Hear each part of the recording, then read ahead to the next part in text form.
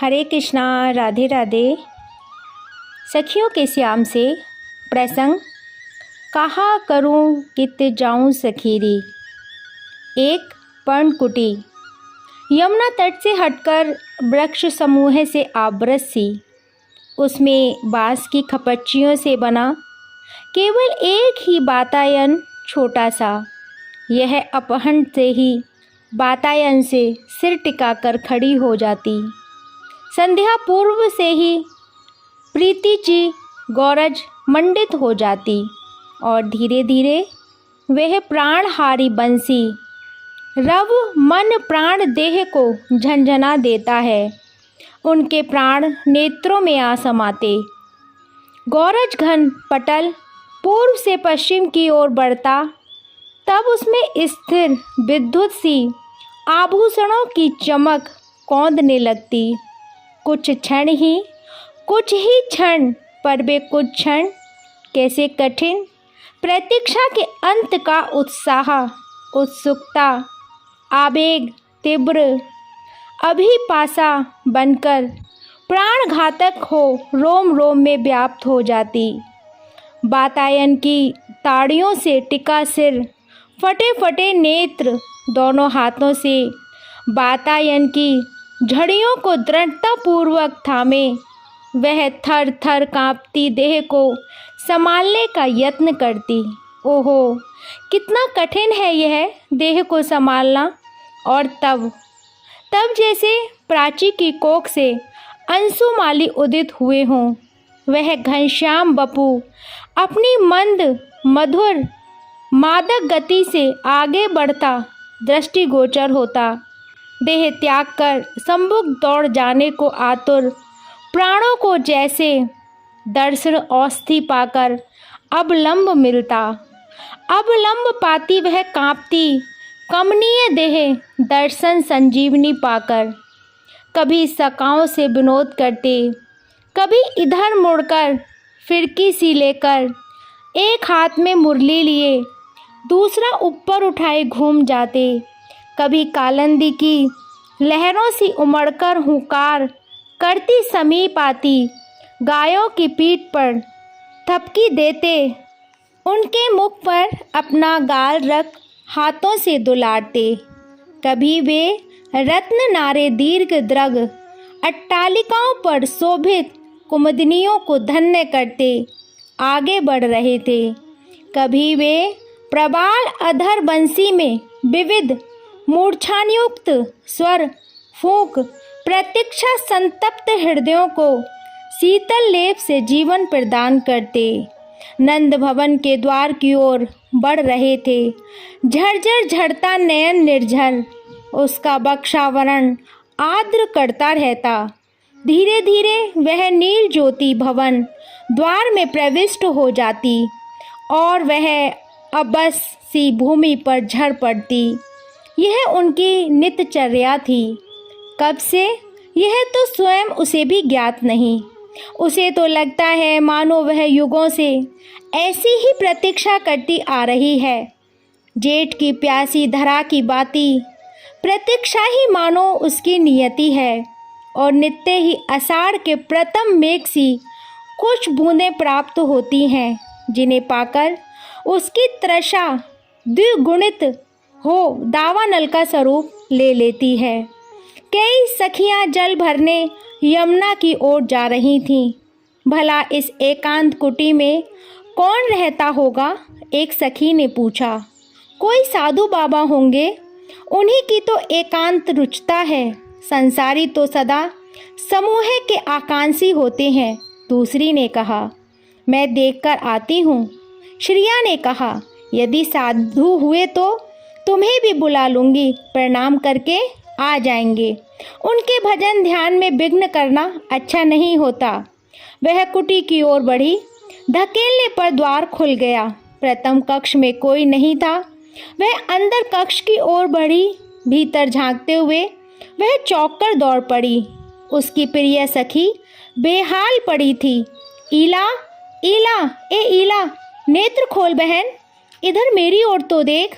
मैं श्रिया हूँ बहन। एकाएक स्मरण आया। उसे वापस जाने में विलंब होते देख कहीं अन्य बहनें भी ना आ जाएं। वह वैसे ही उठकर बाहर चली आई। क्या हुआ? कौन है कुटिया में? नहीं, कोई नहीं। गहन निशा में आकर श्रिया ने उसे अंक में भर लिया। जलपूर्ण पत्र पुटक उसके सूखे अधरों से लगाते हुए भरे कंठ से बोली, जल पी ईला। उसकी अपनी नयन वर्षा थमती ही ना थी। कितने दिनों बाद मिली यह प्रिय सखी, कितना और कहाँ कहाँ न ढूंढा इसे मैंने। कितनी बार प्रियाजू ने पूछा, श्याम सुंदर ने पूछा, पर कहाँ बताऊं। काकी तो जैसे बावरी हैं, पूछने पर कहती हैं अटारियों पे से सो रही है लाली। सांझ की कन्हैया के आएवे को समय हुए तभी उठ के आवे है। बहुत बहुत प्रयत्नों के पश्चात ईला के नेत्र खुले। बाल सखी को पहचान गले में बाहें डाल वह रो पड़ी। का भयो ईला? मुख ते कुछ बोल बहन, इन आंसुन के जिव्या ना है। सखी मों को बिस लाए दे, कह दूं। ईला हिचकियों के मध्य बोली। क्यों, किस लिए मरने को? श्रिया ने पूछा। मरकर क्या मिलेगा, सुनू तो जरा। उठकर बैठ और अपनी बात कह। श्रिया ने सहारा देते हुए कहा, हाँ बहन, मरने पर तो यह सुख भी छिन जाएगा। ईला ने वो सांस लेते हुए कहा, यदि उनकी चरण रज मिल जाए। चरण रज की का कही, चल मैं तुझे ले चलूं उनके समीप। ना बहन, यह मुख उन्हें दिखाने योग्य नहीं है। मुझे ऐसे ही रहने दे। यदि ला सके तो उनकी चरण रज और चरण धोवन ला दे। फिर मरने की बात कही तूने, ऐसे ही निकल पड़ी मुँह से। मैं अनंत काल तक उस वातायन के सम्मुख उपस्थित रहकर जीवित रह सकती हूँ बहन, तू जा अब। श्रिया बहुत प्रयत्न करके भी ईला को मना न सकी। प्रभात से पूर्व वह घर चली गई। रोती निश्वास छोड़ती ईला स्वयं को ही न समझ सकी तो सखी के क्या समझाती कि उसे क्या हुआ है। कभी कभार गुनगुनाने लगती, मोहे डस गयो री किसन कालो नाग। कभी रोते रोते हंसने लग जाती और कभी हंसते हंसते स्थिर हो जाती, पत्थर की तरह। रात्रि ऐसे ही व्यतीत होती और प्रातः पूर्व ही दौड़कर वह वातायन से लगकर खड़ी हो जाती। उन नवघन सुंदर के दर्शनों का परितोषिक पाकर नयन मद्द हो जाते। दिन इस नशे की खुमारी में बीत जाता। वह कभी उनकी चाल का अनुकरण करती, कभी मुस्कान माधुरी के स्मरण में तन्मय हो जाती, कभी उनसे बात करती और कभी स्वयं पृष्ठ बनकर ईला को मनाने लगती। भ्रम टूटने पर बिरह व्याकुल हो, मूर्छित हो धरा पर गिर पड़ती। सांझ पुनः नैनो उत्सव का आनंद संदेश देती। आज उसके व्याकुल प्राणों को औषध नहीं मिली। उसके आकुल नेत्र गायों ग्वाल बालों के बीच अपनी निधि खोज रहे थे, किंतु अपनी पारसमणि कहीं न पाकर वातायन की देहरी पर मस्तक टेककर वह फपक पड़ी। कितना समय बीता, ऐसे ही कैसे कहाँ जाए। किसी ने कंधे पर हाथ रखा तो वह पलटकर उससे लिपट गई। मैं क्या करूं श्रिया, मैं क्या करूं। रुदन का बेग अतम्य हो उठा। स्नेह शांतपूर्ण कर सिर पीठ पर घूमता रहा। अधीर मन का बेग जब कुछ धीमा हुआ तो रुधे कंठ से बोली, समझाती हूँ मन को कि नित्य दर्शन पा ही ले। ऐसा कौन सा सुकृन बल है तेरे पास, किंतु यह हतभागा हठी मन मानता ही नहीं। इसे तो दर्शन चाहिए ही चाहिए। कह दो बहन, मैं क्या करूं। यह अभागा मन ना मानता है ना शांत होता है। यमुना में डूबने गई किंतु आशा मरने नहीं देती। मरने पर तो यह इतना सा सुख भी ना मिल पाएगा। एक समय था जब मैं बड़ी होने को मरी जाती थी। आज लगता है कोई लौटा दे मेरा वह हीरे जडित बालपन। पर बहन, उसे लेकर मैं क्या करूँगी? इस जले कपाल में सुख लिखा ही कहाँ है, जहाँ पर चर अचर छोटे बड़े अपने पराए सभी उन्हें सुख देने, उन पर न्यौछावर होने के आतुर रहते, क्षण क्षण प्रयत्नशील रहते। वही मैं निरंतर उन्हें चिढ़ाती। कभी इस जली जीव ने दो मीठे बोल नहीं कहे, सदा व्यंग तिरछा बोलकर दुख करती रहती। एक बार भी सेवा की बात मन में नहीं आई। सदा ही यह चाहिए वह चाहिए, यह करो वह करो, ऐसा क्यों किया ऐसा क्यों नहीं किया करके इन्हें इधर उधर दौड़ती डांटती रही। यही नहीं, बिना थके बिना चोट लगे झूठा प्रपंच करके उनकी पीठ पर लद जाती कि मुझे उठाकर ले चलो। उन्होंने सदा मेरी रुचि रखी बहन। वे इतने सीधे और भोले कि जैसे मैं नचाती वैसे ही नाचते थे, जो कहती सो ही करते।